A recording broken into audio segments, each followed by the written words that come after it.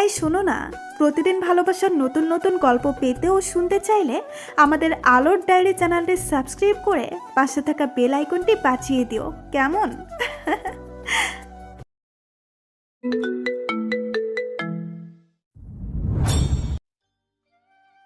১৯ বছর আগে আকাশে মেঘের ঘনঘটা, শ্রাবণের অজোর ধারে বৃষ্টি পড়ছে।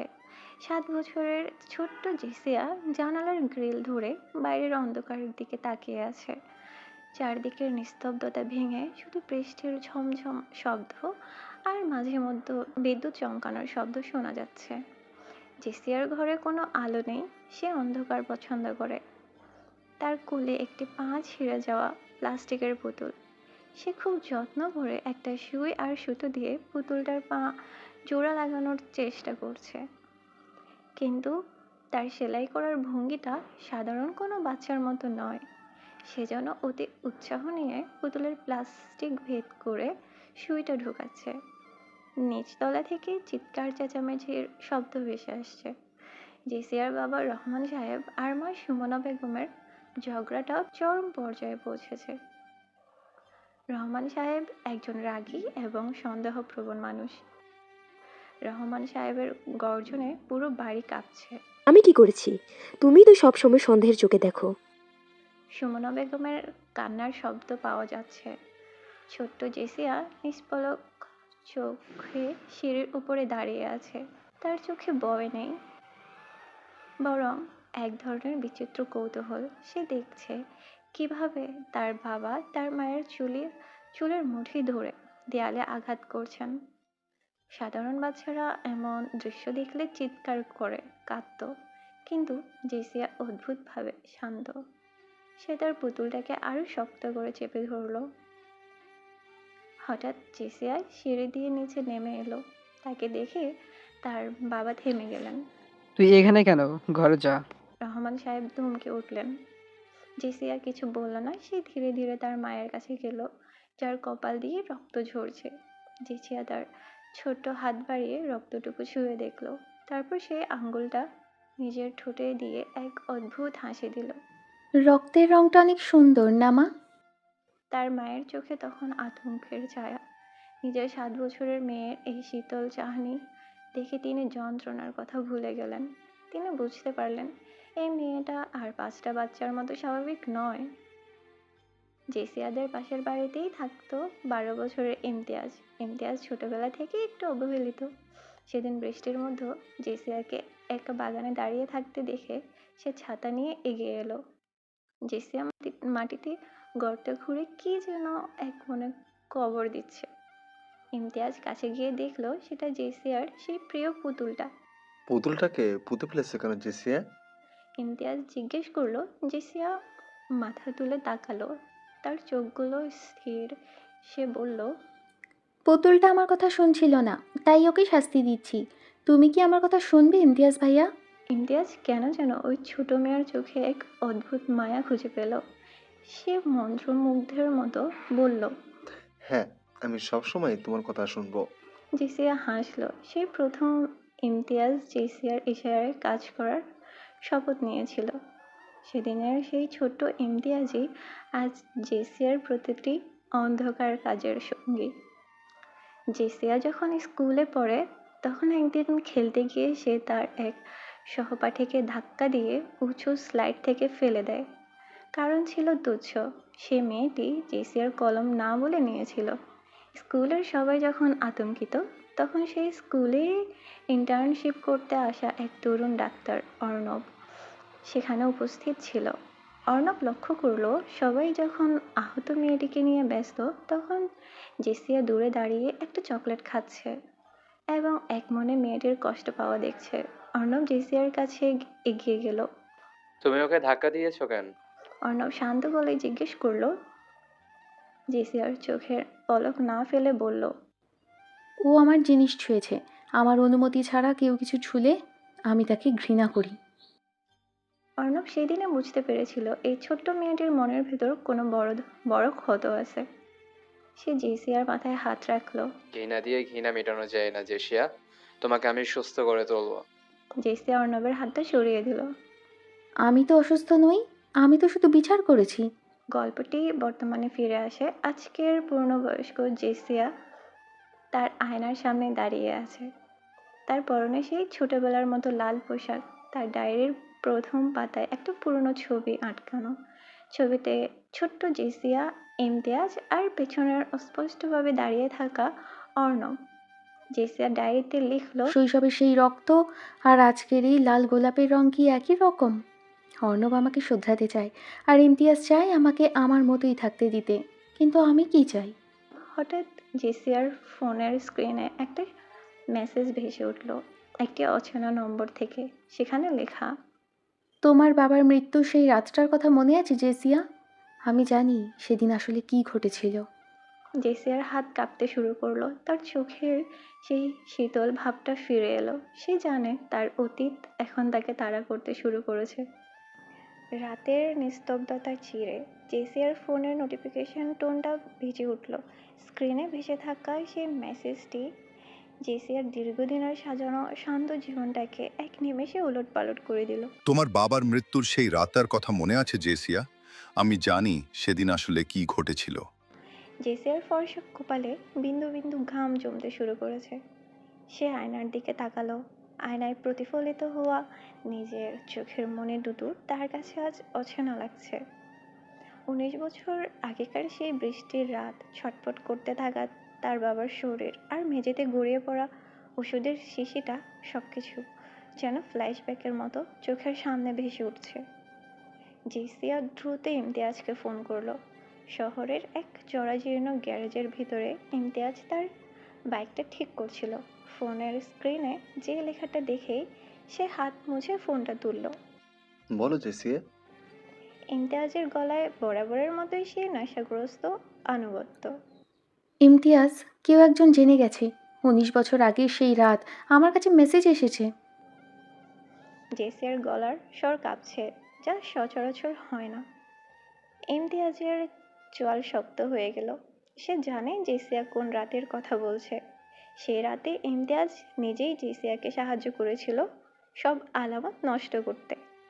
শান্ত হও জেসিয়া, আমি এখনই আসছি। নম্বরটা আমাকে পাঠিয়ে দাও। যেই হোক না কেন, কালকে সূর্য সে দেখতে পাবে না। ইমতিয়াজ ফোনটা রেখে তার জ্যাকেটের পকেট থেকে একটা ধারালো সুইচ ব্লেড বের করলো। জেসিয়ার জন্য সে আইন নয়, নরকের দরজাও পার করতে রাজি। পরদিন সকালে অর্ণব জেসিয়ার বাড়িতে হাজির হলো। সে জানতো জেসিয়া গত রাতে ঘুমাতে পারেনি। তার চোখের নিচের কালি সেই সাক্ষ্য দিচ্ছিল। অর্ণব ড্রয়িং রুমে বসে কফি খাচ্ছিল, কিন্তু তার তীক্ষ্ণ নজর ছিল জেসিয়ার প্রতিটি মুভমেন্টের উপর। জেসিয়া, তুমি কি লুকাচ্ছ? অর্ণব শান্ত গলায় বলল। জেসিয়া কফির কাপে চুমুক দিয়ে জানালার বাইরে তাকিয়ে রইল। লুকোনোর মতো কিছু নেই অর্ণব। তুমি সব কিছুতে এত রহস্য কেন খোঁজো? অর্ণব উঠে জেসিয়ার সামনে গিয়ে দাঁড়ালো। কারণ আমি তোমাকে চিনি। ছোটবেলায় যখন তুমি ওই মেয়েটাকে সাইড থেকে ফেলে দিয়েছিলে, তখনও তোমার চোখে এই একই অস্থিরতা আমি দেখেছিলাম। জেসিয়া, আমাকে বলো, আমি তোমাকে সাহায্য করতে চাই। জেসিয়া হঠাৎ অর্ণবকে জড়িয়ে ধরলো। অর্ণব, অর্ণব, যদি পৃথিবী জানতে পারে আমি আসলে একটা দানব, তুমি কি তখনও আমার পাশে থাকবে? অর্ণব জেসিয়ার মাথায় হাত রাখলো। তার হৃদস্পন্দন দ্রুত হচ্ছে। সে জানে জেসিয়া মানসিকভাবে অস্থিতিশীল, কিন্তু তার প্রতি এক অদ্ভুত টান সে অস্বীকার করতে পারে না। আমি তোমাকে দানব হতে দেব না জেসিয়া, আমি তোমাকে অন্ধকার থেকে বের করে আনবই। ইমতিয়াজ মেসেজ আসা নম্বরটি ট্র্যাক করে শহরের উপকণ্ঠে একটি পুরনো গুদামে পৌঁছালো। জায়গাটা নিঝুম, শুধু বাদুড়ের ডানা ঝাপটানোর শব্দ শোনা যাচ্ছে। ইমতিয়াজ সাবধানে ভিতরে ঢুকলো। অন্ধকারে কেউ একজন চেয়ারে বসে আছে। কে তুমি? জেসিয়াকে ব্ল্যাকমেল করার সাহস কোত্থেকে পাও? ইমতিয়াজ গর্জে উঠল। অন্ধকার থেকে একটা কর্কশ হাসির শব্দ ভেসে এলো। ইমতিয়াজ, সেই ছোটবেলা থেকেই তুমি মেয়েটার গোলাম হয়ে আছো। কিন্তু তুমি কি জানো, জেসিয়া সেদিন শুধু তার বাবাকে মারেনি, সে আরো বড় কিছু করেছিল। ইমতিয়াজ আর কথা না বাড়িয়ে ঝাঁপিয়ে পড়ল, কিন্তু লোকটা অত্যন্ত চতুর। সে অন্ধকারে মিশিয়ে গেল। ধস্তাধস্তির এক পর্যায়ে ইমতিয়াজ লোকটার কাঁধে ছুরির আঘাত করলো, কিন্তু লোকটা পালিয়ে যেতে সক্ষম হলো। মেঝেতে পড়ে রইল কয়েক ফোঁটা তাজা রক্ত আর একটা পুরনো লকেট। ইমতিয়াজ লকেটটা কুড়িয়ে নিল। লকেটের ভেতরে একটি ছবি, ছোটবেলার জেসিয়া আর এক অপরিচিত মহিলা। ইমতিয়াজের কপালে ভাঁজ পড়ল। এই মহিলা কে? অর্ণব জেসিয়ার বাড়ি থেকে বের হয়ে সরাসরি গেল তার নিজের পার্সোনাল ল্যাবে। সে জেসিয়ার বাবার মৃত্যু সনদ আবার বের করলো। 19 বছর আগে পুলিশ এটাকে হার্ট অ্যাটাক বলে ফাইল বন্ধ করে দিয়েছিল, কিন্তু অর্ণব সেই সময়ে কিছু ফরেন্সিক রিপোর্ট জোগাড় করেছে যা আগে কখনো প্রকাশ্য আসেনি। রিপোর্টে দেখা যাচ্ছে রহমান সাহেবের শরীরে এক ধরনের বিরল টনিক্স পাওয়া গিয়েছিল, যা সাধারণত কোনো ওষুধের ভুল মিশ্রণে তৈরি হয়। আর সেই রাতে জেসিয়াকে তার বাবার ওষুধের ফাইল নিয়ে নাড়াচাড়া করতে দেখা গিয়েছিল। অর্ণব বিড়বিড় করে বলল, জেসিয়া, তুমি কি সত্যি সত্যি 7 বছর বয়সে এই কাজটা করেছিলে, নাকি তোমাকে কেউ বাধ্য করেছিল? হঠাৎ অর্ণবের ল্যাবরেটরির জানালার কাঁচ ভেঙে একটা পাথর ভিতরে ঢুকলো। পাথরের সাথে একটা চিরকুট বাঁধা। বেশি গভীরে যেও না অর্ণব, জেসিয়ার মায়া তোমাকে শেষ করে দেবে। রাত 10টা। জেসিয়া তার ঘরে একা। সে দেখলো ইমতিয়াজ জানালার কার্নিশ বেয়ে তার ঘরে ঢুকছে। ইমতিয়াজের জামায় রক্ত। ও কি মারা গেছে? জেসিয়া উত্তেজনায় কাঁপতে কাঁপতে জিজ্ঞেস করলো। না, পালিয়ে গেছে। কিন্তু আমি এই লকেটটা পেয়েছি। ইমতিয়াজ লকেটটা দেখালো। জেসিয়া লকেটটা দেখেই পাথরের মতো হয়ে গেল।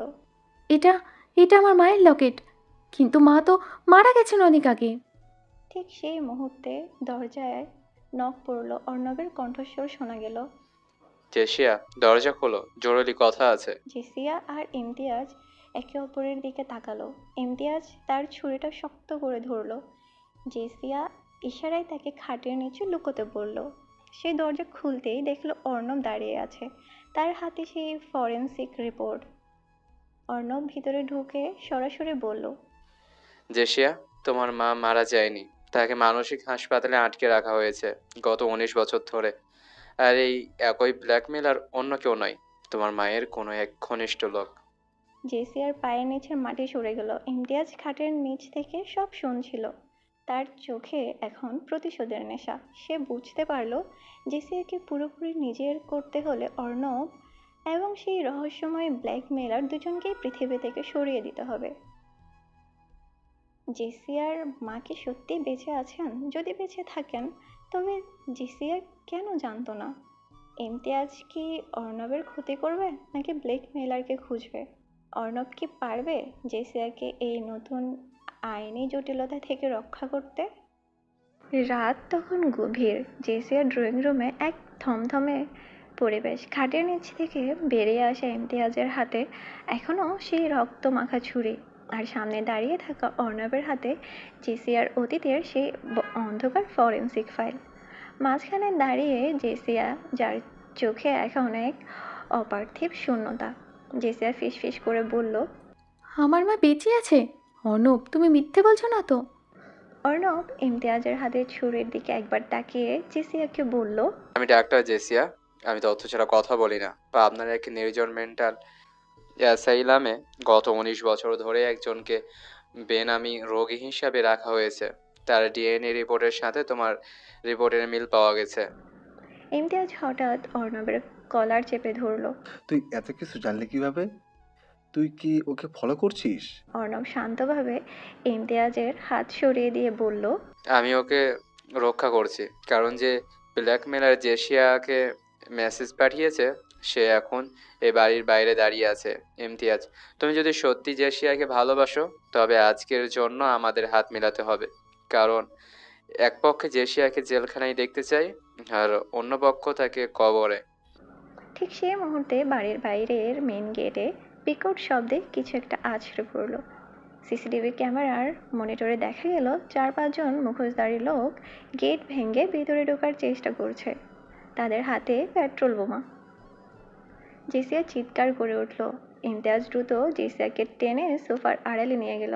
অর্ণব জানালার পর্দা সরিয়ে পরিস্থিতি বোঝার চেষ্টা করলো। ওরা কারা? জেসিয়া কাঁপতে কাঁপতে জিজ্ঞেস করলো। অর্ণব বলল, ওরা নীলের বাবার পাঠানো লোক হতে পারে, অথবা সে ব্ল্যাকমেলারের ভাড়াটে গুন্ডা।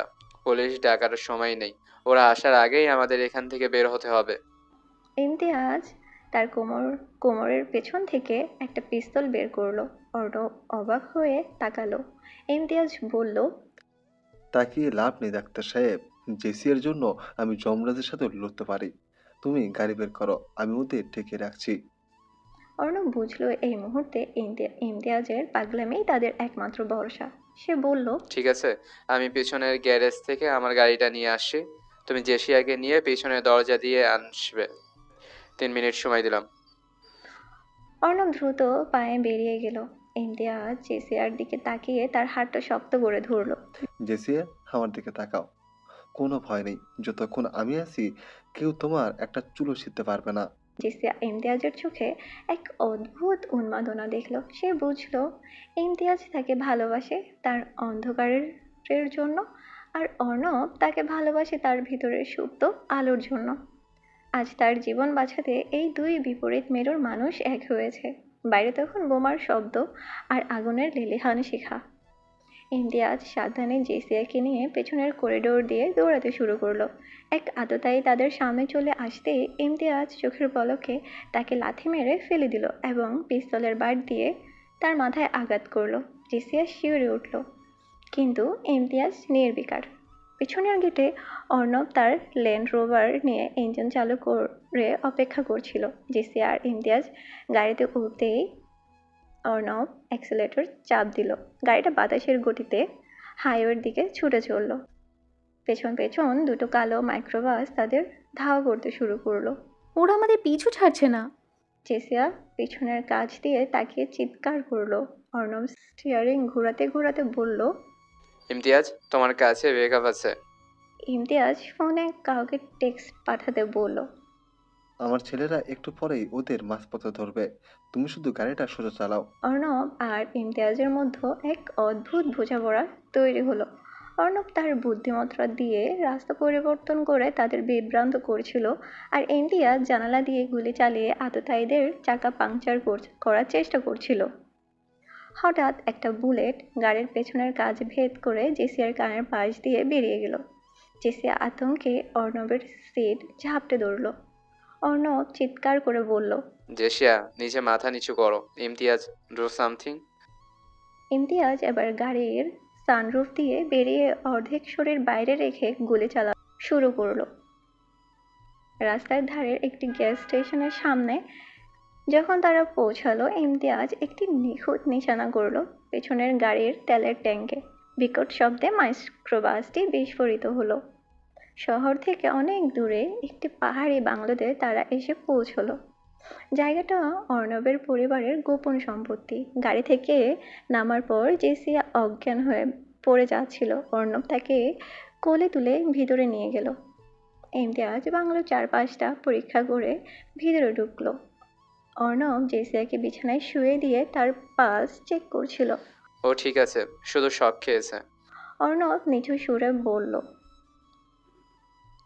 ইমতিয়াজ সোফায় ধপাস করে বসে পড়ল। তার হাত কাঁপছে কিন্তু মুখে হাসি। সে অর্ণবের দিকে তাকিয়ে বলল, ডাক্তার, স্বীকার করতেই হবে, তুমি গাড়িটা ভালো চালাও। অর্ণব একটু হাসলো। আর তুমি বন্দুকটা ভালো চালাও, কিন্তু ইমতিয়াজ জেসিয়াকে এভাবে কতদিন রক্ষা করবে? ওর অতীত ওকে তাড়া করে বেড়াচ্ছে। ইমতিয়াজ সিরিয়াস হয়ে গেল। আমি জানি, কিন্তু তুমি যে মেন্টালের কথা বললে, সেখানে কাল সকালে আমরা যাব। জেসিয়াকে তার মায়ের সামনে দাঁড় করালে হয়তো ওর এই সাইকো রূপটা বদলে যেতে পারে। অর্ণব মাথা নাড়ল। কিন্তু ব্ল্যাকমেলার কে? সে কেন 19 বছর পর এটা করছে? আমার মনে হয় এই যুদ্ধের পিছনে আরো বড় কোনো খেলাড়ি আছে। সবাই যখন ঘুমে আচ্ছন্ন, জেসিয়া ধীরে ধীরে চোখ মেলল।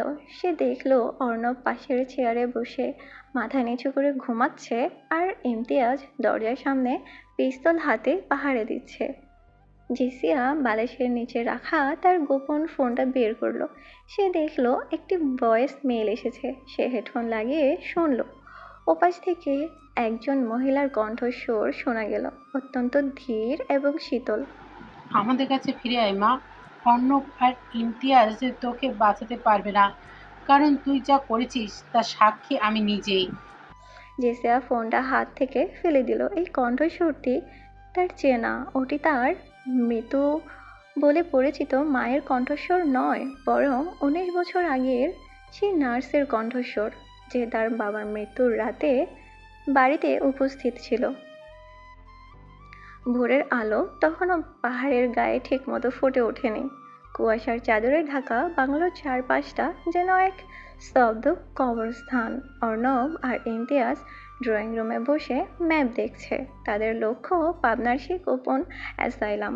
কিন্তু তারা জানে না জেসিয়া গত রাতে পাওয়া সেই ভয়েস মেলটি শুনে পুরো বদলে গেছে। জেসিয়া ঘর থেকে বেরিয়ে এলো। তার চোখে মুখে এখন আর ভয়ের ছিটে ফোঁটাও নেই, বরং সেখানে এক ধরনের শয়তানি তৃপ্তি খেলা করছে। সে অর্ণবের পাশে গিয়ে শান্তভাবে বসলো। অর্ণব, আমরা কি এখনই বের হচ্ছি? জেসিয়ার কণ্ঠস্বর একদম স্বাভাবিক। অর্ণব একটু অবাক হলো।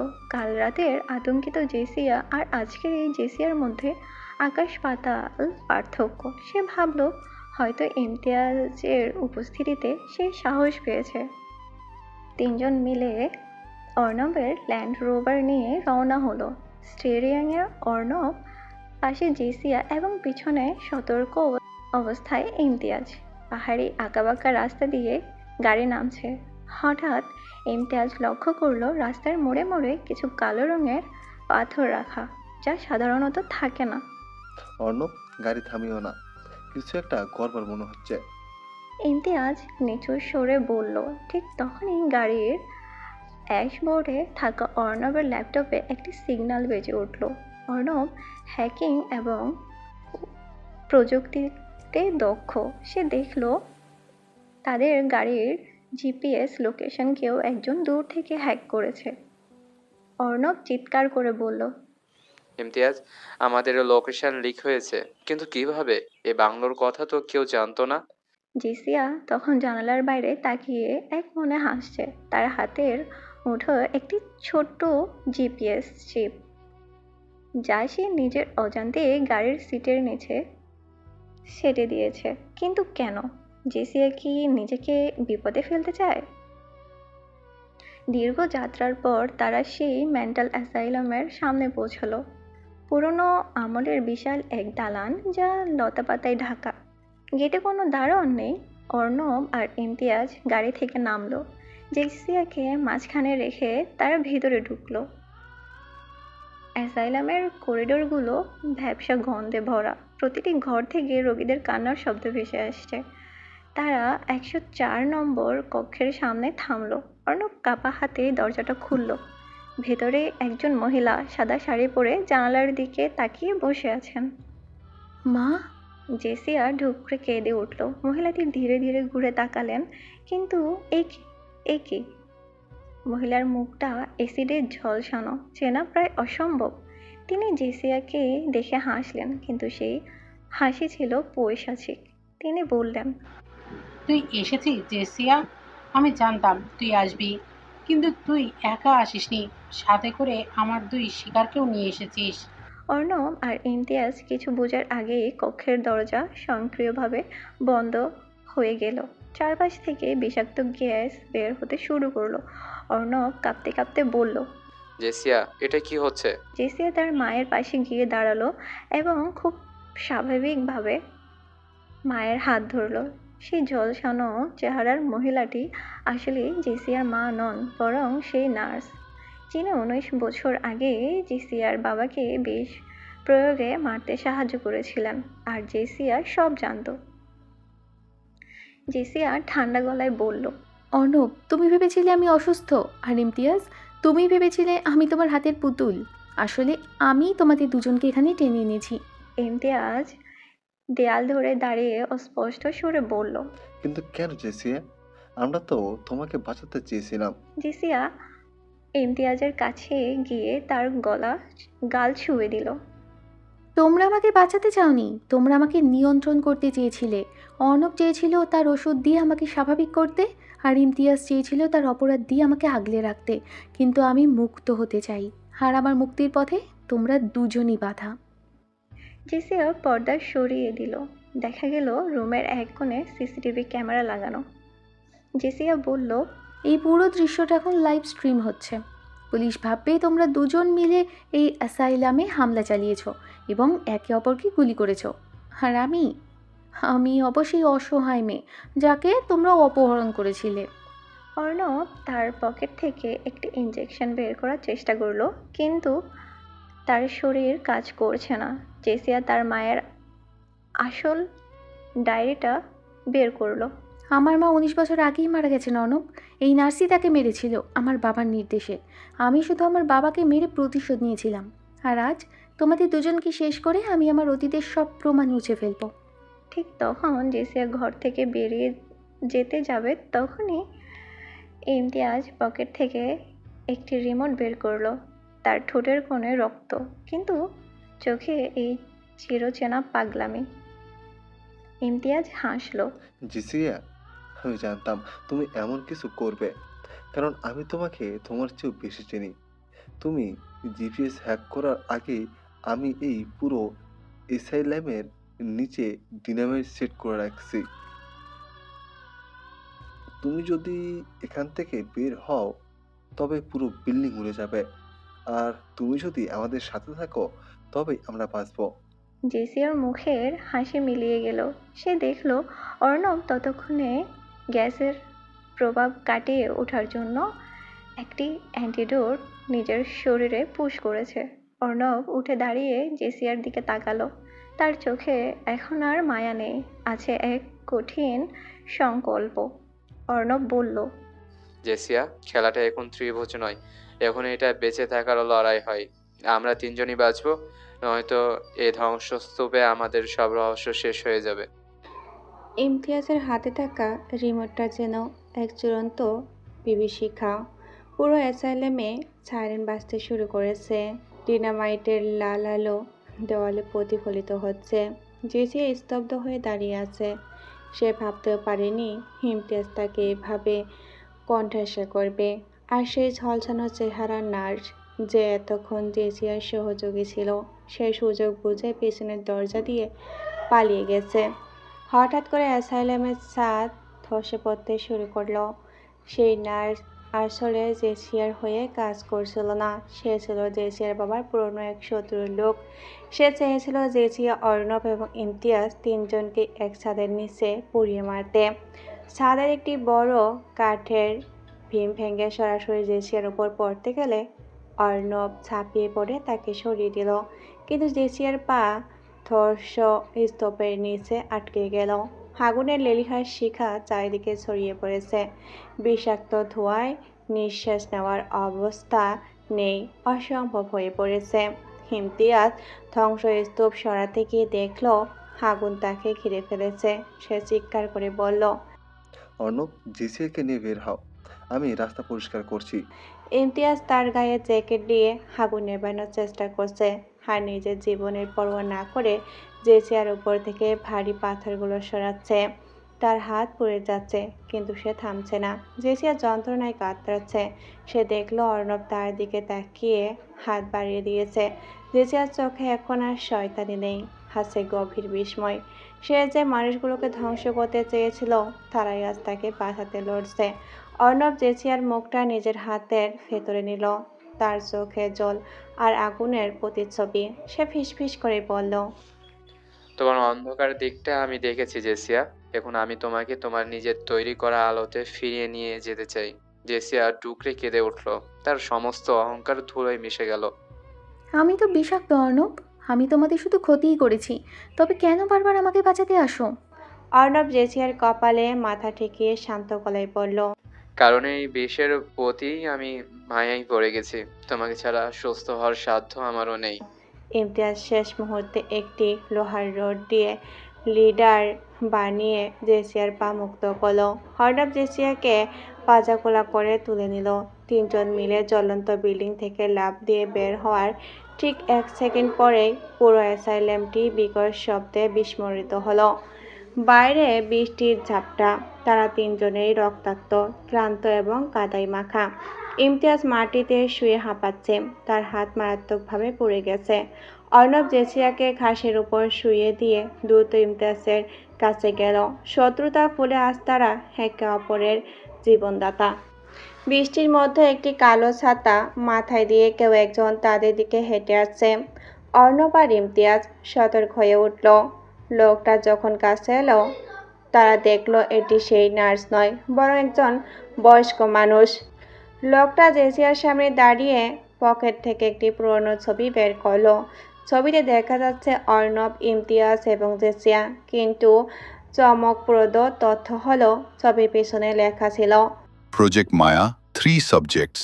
লোকটা শান্ত গলায় বলল, অর্ণব, ইমতিয়াজ, তোমরা কি সত্যিই ভেবেছিলে জেসিয়া সাইকো? আর জেসিয়া, তুমি কি ভেবেছিলে তুমি তোমার বাবাকে মেরেছ? তোমরা আসলে কেউ কাউকে চেনো না। তোমাদের ছোটবেলা থেকে আজ পর্যন্ত যা যা ঘটেছে সবকিছু ছিল একটা বিশাল সাইকোলজিক্যাল এক্সপেরিমেন্ট। জেসিয়া আর্তনাদ করে উঠল। তার মানে নীলের নিখোঁজ হওয়া, আমার বাবার মৃত্যু সব সাজানো ছিল? লোকটা হাসলো।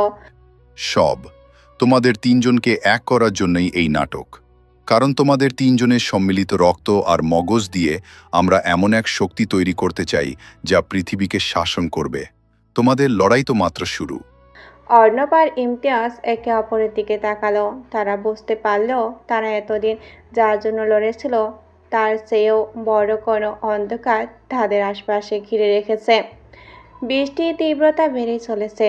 সেই রহস্যময় বৃদ্ধার হাতে থাকা প্রজেক্ট মায়া লেখা ফাইলটি যেন একটি জীবন্ত অভিশাপ। অর্ণব তার শরীরের সমস্ত শক্তি দিয়ে উঠে দাঁড়ানোর চেষ্টা করলো। তার মাথায় একটাই প্রশ্ন ঘুরপাক খাচ্ছে, তবে কি জেসিয়ার প্রতি তার এই গভীর টান, ইমতিয়াজ এই অন্ধ আসক্তি, সব কিছু কি কোনো ল্যাবরেটরিতে তৈরি করা আবেগ? জেসিয়া পাথরের মতো বসে আছে। তার মনের ভিতরকার সেই সাইকো সত্তাটি আজ প্রথমবারে ভয়ে কুঁকড়িয়ে গেছে। সে হাত বাড়িয়ে অর্ণবের হাতটা শক্ত করে ধরল। অর্ণব সেই স্পর্শে এক অদ্ভুত শীতলতা অনুভব করলো। সেই বৃদ্ধা, যিনি নিজের পরিচয় দিলেন প্রফেসর জামান বলে, তিনি হাসি মুখে তাদের দিকে তাকিয়ে আছেন। তোমরা হয়তো ভাবছো কেন তোমাদের বেছে নেওয়া হয়েছে। প্রফেসর জামান শান্ত গলায় বললেন, জেসিয়া, তোমার মা কোনো মানসিক রোগী ছিলেন না। তিনি ছিলেন আমাদের প্রধান গবেষক। আর তোমার বাবা, তিনি ছিলেন এই প্রজেক্টের প্রথম ব্যর্থ সাবজেক্ট। তাকে তুমি মারোনি জেসিয়া, তাকে আমরাই সরিয়ে দিয়েছিলাম তোমার ভেতর অপরাধ বোধ জাগানোর জন্য। ইমতিয়াজ যন্ত্রণায় চিৎকার করে উঠল। থামুন আপনি। জেসিকে নিয়ে খেলা করার অধিকার আপনাকে কে দিয়েছে? আমি আপনাকে এখনই শেষ করে দেব। ইমতিয়াজ তার পুড়ে যাওয়া হাত দিয়ে পিস্তল তোলার চেষ্টা করতে প্রফেসর জামান একটি রিমোট টিপলেন। মুহূর্তে ইমতিয়াজ এবং অর্ণবের ঘাড়ের কাছে থাকা একটি ক্ষুদ্র চিপ, যা তারা এতদিন ইনজেকশন বা চিকিৎসক নামের নিজেদের শরীরে ঢুকিয়েছিল, সক্রিয় হয়ে উঠল। তারা দুজনেই যন্ত্রণায় মাটিতে লুটিয়ে পড়ল। প্রফেসর জামান বলে উঠলেন, তোমাদের মস্তিষ্ক আমাদের নিয়ন্ত্রণে। জেসিয়াকে বাঁচানোর এই যে তীব্র ইচ্ছা তোমাদের মধ্যে কাজ করে, ওটা আসলে একটা কোডিং। আমরা দেখতে চেয়েছিলাম নিঃস্বার্থ ভালোবাসা কি কোনো সাইকোপ্যাথকে পরিবর্তন করতে পারে কিনা। জেসিয়া ধীরে ধীরে উঠে দাঁড়ালো। তার চোখে এখন আর জল নেই, আছে এক জমাটবদ্ধ ঘৃণা। সে অর্ণব আর ইমতিয়াজের এই অবস্থা দেখে নিজের ভিতরে এক অদ্ভুত পরিবর্তন অনুভব করলো। যদি তার ভালোবাসা কোনো কোডীয় হয়ে থাকে, তবে এই মুহূর্তে সে যে ঘৃণা অনুভব করছে তার সম্পূর্ণ তার নিজের। আপনারা মানুষকে রোবট বানাতে চান, তাই না? জেসিয়া হাসলো, সেই পরিচিত সাইকো হাসি। কিন্তু আপনারা একটা ভুল করেছেন। আপনারা জেসিয়াকে তৈরি করেছেন চরম ধ্বংসাত্মক হিসেবে, আর এখন সেই ধ্বংস আমি আপনাদের উপরই নামিয়ে আনবো। জেসিয়া চটপট অর্ণবের পকেট থেকে একটি সার্জিক্যাল স্কেল বের করে নিল। সে প্রফেসর জামানের দিকে এগোতে চাইল, কিন্তু প্রফেসরের সাথে থাকা গার্ডরা তাকে ঘিরে ধরল। ঠিক সেই মুহূর্তে অর্ণব যন্ত্রণার মাঝে হেসে উঠল। প্রফেসর জামান ভুরু কুঁচকে তাকালেন। হাসছো কেন অর্ণব? অর্ণব মুখ থেকে রক্ত মুছেই পড়ল। প্রসেসর, আপনি যাকে নিজের প্রজেক্টের গিলিপিক ভাবছেন সে আসলে অনেক আগেই আপনার সিস্টেম হ্যাক করেছে। আমি একজন ডাক্তার হওয়ার পাশাপাশি একজন নিউরো সফটওয়্যার ইঞ্জিনিয়ারও। আপনি যখন আমার শরীরে চিপস ঢুকিয়েছিলেন আমি তখনই শেষটার ফ্রিকোয়েন্স বদলে দিয়েছিলাম। অর্ণব উঠে দাঁড়ালো। ইমতিয়াজের শরীরে হাত দিতে ইমতিয়াজের শরীরের কাঁপুনিও থেমে গেল। অর্ণব আসলে ইমতিয়াজকেও আগে থেকে একটি অ্যান্টিচিপ ভ্যাকসিন দিয়ে রেখেছিল। অর্ণব কোনো সাধারণ ডক্টর নয়, সে আসলে এই প্রজেক্টের অংশ হয়ে ঢুকেছিল ভেতর থেকে এটাকে ধ্বংস করার জন্য। কিন্তু সবচেয়ে বড় স্টুড হলো অর্ণব আর জেসি আসলে কোনো অপরিচিত নয়, তারা যমজ চাচাতো ভাই বোন। জেসি আর ইমতিয়াজ দুজনে স্তম্ভিত হয়ে গেল। প্রফেসর জামান অট্টহাসি দিয়ে উঠলেন। দারুণ অর্ণব, তুমি নিজেই আসল সত্যটিটা বলে দিলে। জেসিয়া, তুমি যাকে নিজের জীবনসঙ্গী হিসেবে স্বপ্ন দেখছিলে সে আসলে তোমার নিজের রক্ত। এই যে তোমার প্রতি তার মায়া, এটা কোনো রোমান্টিক ভালোবাসা নয়, এটা ছিল ডিএনএর টান। এখন বলো জেসিয়া, তুমি কি পারবে তোমার এই বিষাক্ত মায়া থেকে বের? জেসিয়ার পুরো পৃথিবী তছনছ হয়ে গেল। সে অর্ণবের দিকে তাকালো। অর্ণবের চোখে তখন কেবল এক বড় ভাইয়ের সুরক্ষা দেওয়ার আকুতি। সে জেসিয়াকে বাঁচাতে চেয়েছিল, কারণ সে জানতো জেসিয়াকে কোনো ল্যাবরেটরি প্রজেক্ট ধ্বংস হতে দেওয়া যাবে না। ইমতিয়াজ হতবাক হয়ে দাঁড়িয়ে রইল। তার প্রতিদ্বন্দ্বী অর্ণব আসলে জেসিয়ার ভাই। তার মানে জেসিয়ার জন্য লড়াই করার মাঠ এখন কেবল ইমতিয়াজের। ইমতিয়াজ গর্জে উঠল। ভাই হোক আর যাই হোক, জেসি আমার, আর এই প্রজেক্ট আমি চালিয়ে দেব। ইমতিয়াজ তার পকেটে থাকা শেষ পেট্রোল বোমাটি প্রফেসর ল্যাবের গাড়িতে ছুঁড়ে মারল। বিকট বিস্মরণে চারিদিকে কেঁপে উঠল।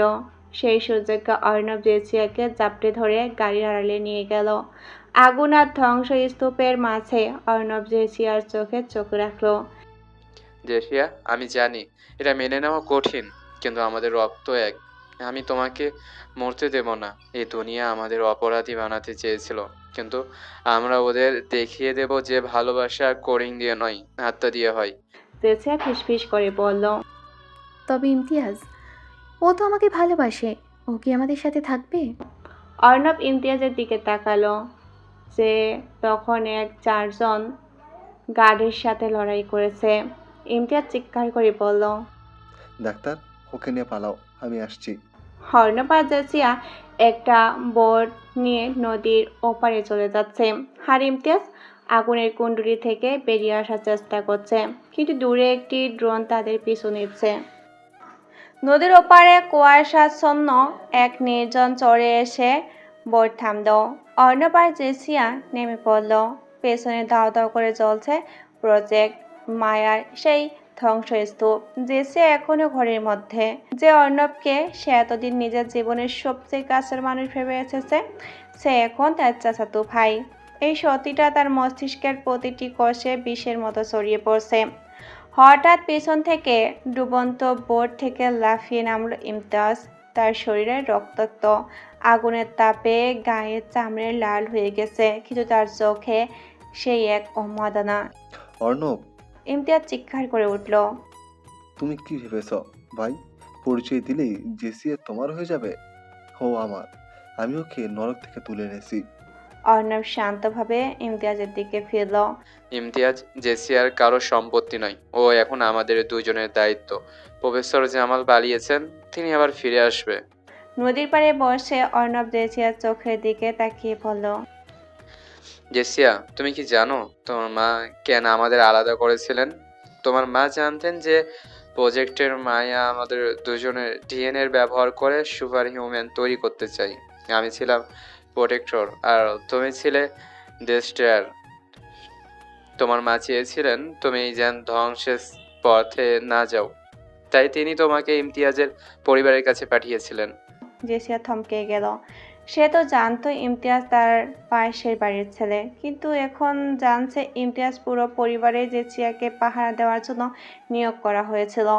ইমতিয়াজ হাসল, এক পয়সাসিক হাসি। হ্যাঁ জেসিয়া, আমার বাবা ছিলেন পকেট মার সিকিউরিটি চিপস, কিন্তু তোমাকে দেখতে দেখতে আমি নিজেই তোমার মায়ায় পড়ে যাই।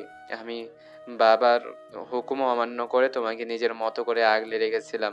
ঠিক সেই মুহূর্তে চোরের বালু ফুঁড়ে ছোট্ট ছোট্ট ড্রোন উঠে এলো। চারপাশ থেকে নীল রঙের লেজার লাইট তাদের উপর পড়ল। একটি ভরাট কণ্ঠস্বর লাউড স্পিকারে ভেসে এলো। সাবজেক্ট 7 জেসিয়া, সাবজেক্ট 8 অর্ণব এবং কো সাবজেক্ট ইমতিয়াজ, আত্মসমর্পণ করো। তোমরা আমাদের ল্যাব থেকে বের হতে পারো, কিন্তু আমাদের ম্যাপ থেকে নয়। কিন্তু এবার প্রফেসর জামান নন। স্পিকারে শোনা গেল একটি মহিলার কণ্ঠস্বর। কণ্ঠস্বরটি শোনা মাত্র জেসিয়ার শরীর পাথরের মতো শক্ত হয়ে গেল। এই গলা সে চেনে। সামনে দাঁড়িয়ে থাকা একটি বড় পাহাড়ের আড়াল থেকে বেরিয়ে এলেন এক নারী। অন্তত মার্জিত পোশাক, চোখে চশমা, কিন্তু তার চাহনিতে বরফের মতো শীতলতা। অর্ণব চমকে উঠে বলল, চাচিমা, তুমি বেঁচে আছো? জেসিয়া অস্পষ্ট সুরে ডাকলো, মা। কিন্তু সেই মহিলা হাসলেন না। তিনি এগিয়ে এসে সরাসরি অর্ণবের গালে একটি চর কষালেন। আমি তোমার চাচিমা নই অর্ণব, আমি প্রজেক্ট মাইয়া শিও, ডক্টর নীলিমা।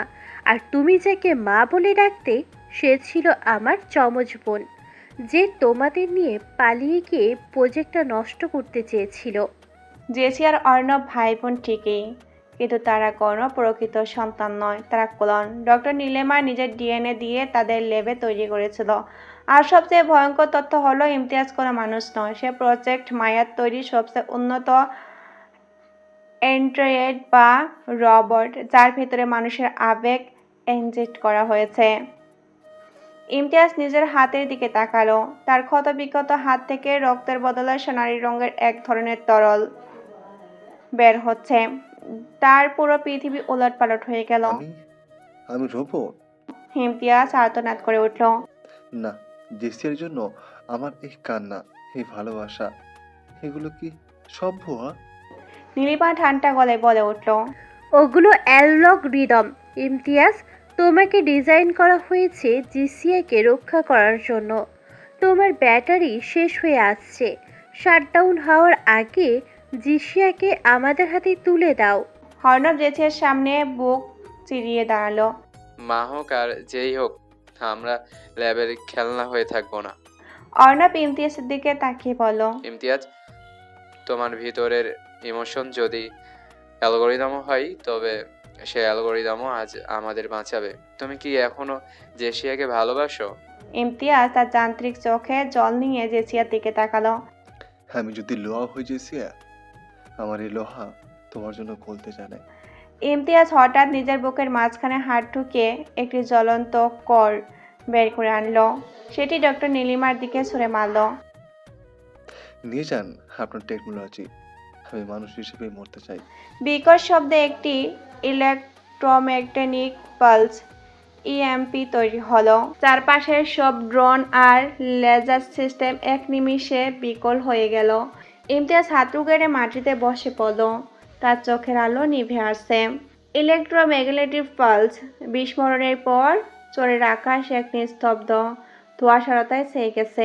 ডক্টর নীলিমার আধুনিক ড্রোনগুলো আজেকো হয়ে পাখির মতো ঝরে পড়েছিল বালির উপর। ইমতিয়াজ হাঁটু গেড়ে বসে আছে। তার যান্ত্রিক শরীরের ভেতরে নীল আলো ক্রমশ ফ্যাকাশে হয়ে আসছে।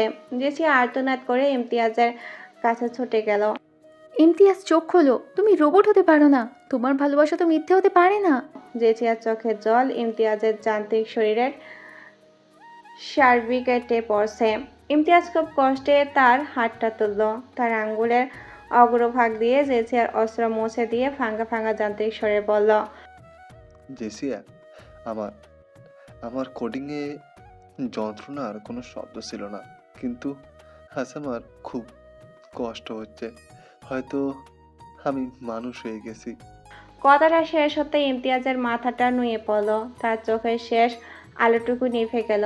ইমতিয়াজ শাটডাউন হয়ে গেছে। ডক্টর নীলিমা ধীর পায়ে এগিয়ে এলেন। তার মুখে কোনো বিষাদ নেই, বরং এক ধরনের বৈজ্ঞানিক কৌতূহল। চমৎকার। তিনি হাততালি দিলেন। সাবজেক্ট 08 অর্ণব এবং সাবজেক্ট 08 জেসিয়া, তোমরা দেখলে তো ভালোবাসা আসলে একটা ইলেকট্রিক্যাল সিগন্যাল ছাড়া আর কিছুই নয়। ইমতিয়াজকে আমিই তৈরি করেছিলাম তোমাদের ইমোশন ট্রিগার করার জন্য। ও ছিল একটা টুল, আর তোমরা হলে সাকসেসফুল এক্সপেরিমেন্ট। অর্ণব গর্জে উঠল। আপনি মা হওয়ার যোগ্য নন। আমরা যদি ক্লেনও হই, আমাদের অনুভব করার ক্ষমতা আছে। নীলিমা হাসলেন। অনুভব? জেসিয়া, তুমি কি জানো তোমার এই সাইকোরূপ কেন তৈরি করা হয়েছে? কারণ পৃথিবীতে টিকে থাকতে হলে করুণা নয়, নিষ্ঠুরতা লাগে। আমি তোমাকে এমন এক যোদ্ধা বানাতে চেয়েছিলাম যার কোনো দুর্বলতা থাকবে না, কিন্তু এই অর্ণব আর ইমতিয়াজ তোমার সব পরিকল্পনা মাটি করে দিয়েছে। জেঠিয়া ধীরে ধীরে ইমতিয়াজের মৃতদেহর পাশ থেকে উঠে দাঁড়ালেন। তার চোখে এখন এক অদ্ভুত শান্ত ভাব, কিন্তু এই শান্ত ভাবটাই সবচেয়ে ভয়ঙ্কর। জেঠিয়া তার হাত দিয়ে নিজের কপাল মুছল। আপনি আমাকে নিষ্ঠুর বানাতে চেয়েছিলেন না? জেঠিয়ার গলার স্বর বরফের মতো শীতল। এখন দেখুন নিষ্ঠুরতা কাকে বলে। জেঠিয়া হঠাৎ নিজের মাথার পেছন দিকে হাত দিল। সে জানতো না, কিন্তু অর্ণব তাকে আগেই বলেছিল যে কুলনদের স্নায়ু নিয়ন্ত্রণের একটি বিশেষ চিপের মাধ্যম থাকে। জেঠিয়া কোনো ব্যথা অনুভব না করে নিজের নখ দিয়ে চামড়া ছিঁড়ে সেই মাইক্রোচিপসে টেনে বের করে আনলো। রক্ত ভিজে গেল তার পিঠ। নীলিমা আটকে উঠল। জেসিয়া, ওটা করলে তুমি পাগল হয়ে যাবে, তোমার ব্রেন কন্ট্রোল হারিয়ে ফেলবে। জেসি হাসলো। আমি তো আগে থেকেই সাইকো মা, এখন আমি শুধু আপনার তৈরি করা শিকল মুক্ত সাইকো। জেসিয়া যখন নীলিমার দিকে এগোচ্ছে, তখন অর্ণব হঠাৎ তাকে বাধা দিল। জেসিয়া, থামো, ওনাকে মেরো না। জেসিয়া অবাক হয়ে তাকালো। অর্ণব, তুমি কি এখনও ওনার পক্ষ নিচ্ছ? উনি আমাদের জীবন ধ্বংস করেছেন। অর্ণব নীলিমার কাছে গিয়ে দাঁড়ালো। তার চোখে এক বিচিত্র বিষাদ। অর্ণব নীলিমার দিকে তাকিয়ে বলল, ম্যাম, অনেক হয়েছে। আর কত নাটক করবেন? আপনি তো জানেন জেসি আর আমি ক্লেন নই। জেসিয়ার অর্ণব স্তম্ভিত হয়ে গেল। নীলিমার মুখের হাসি মিলিয়ে গেল। অর্ণব বলতে শুরু করলো, জেসি আমি ক্লেন নই। লিনিমা আসলে আমাদের মাও নন। আসল সত্যি হলো, আমরা সবাই ইমতিয়াজের মতো আসলে একটি সিমোশনের ভার্চুয়াল রিয়েলিটি ভেতরে আছি। 19 বছর আগে আমাদের বাবা মা একটা ল্যাব দুর্ঘটনায় মারা গিয়েছিলেন। আমাদের মস্তিষ্কে একটি সুপার কম্পিউটার সংরক্ষণ করা হয়েছিল, যাতে আমরা স্বাভাবিক জীবন অভিজ্ঞতা নিতে পারি। ডক্টর নীলিমা কোনো মানুষ নন। তিনি এই সিমোশনের প্রোগ্রামের অ্যাডমিন বা একটি এআই ইন্টারফেস। জেসিয়ার পায়ের নিচে বালু যেন কাঁপতে শুরু করলো। তার চোখের সামনে পাহাড়, নদী, আগুন সবকিছু পিক্সেলের মতো ফাটতে শুরু করলো। আমি এই প্রোগ্রামটা হ্যাক করে সত্যি জানতে পেরেছি নীলিমা আমাদের ভয় দেখাচ্ছিলেন, যাতে আমরা এই ভার্চুয়াল জগৎ ছেড়ে বেরিয়ে যেতে না চাই। কারণ বাইরে বের হওয়া মানেই হলো আমাদের এই স্বপ্নের মতো জীবন শেষ হয়ে যাওয়া এবং এক কঠিন বাস্তব পৃথিবীতে ফিরে যাওয়া, যেখানে আমাদের শরীরগুলো হসপিটালের বেডে পাইপ দিয়ে আটকানো। জেসিয়া পাগলের মতো হাসতে লাগলো। তার মানে ইমতিয়াজ, ইমতিয়াজ কি সত্যি? ইমতিয়াজও আমাদের মতো একজন ভিকটিম ছিল। তার ব্রেনও এই সার্ভারে ছিল, কিন্তু সে নিজেকে প্রোগ্রাম ভেবে আত্মত্যাগ করেছে। আমরা যদি এখন এই সিমুলেশন শাটডাউন করি, তবে আমরা বাস্তবে ফিরে যাব, কিন্তু সেখানে আমরা হয়তো পঙ্গু, হয়তো আমরা একে অপরকে চিনিও না। নীলিমা এআই চিৎকার করে উঠল। বেরিও না, বাইরে গেলে তোমরা কেউ কাউকে পাবে না। এই ভার্চুয়াল জগতে তোমরা রাজারানী হয়ে থাকতে পারবে। আমি তোমাদের মেমোরি রিসেট করে দেব, তোমরা আবার নতুন করে ভালোবাসবে। জেসিয়া অর্ণবের হাত ধরলো। তারপর সে ইমতিয়াজের নিথর দেহর উপর হাত রাখলো।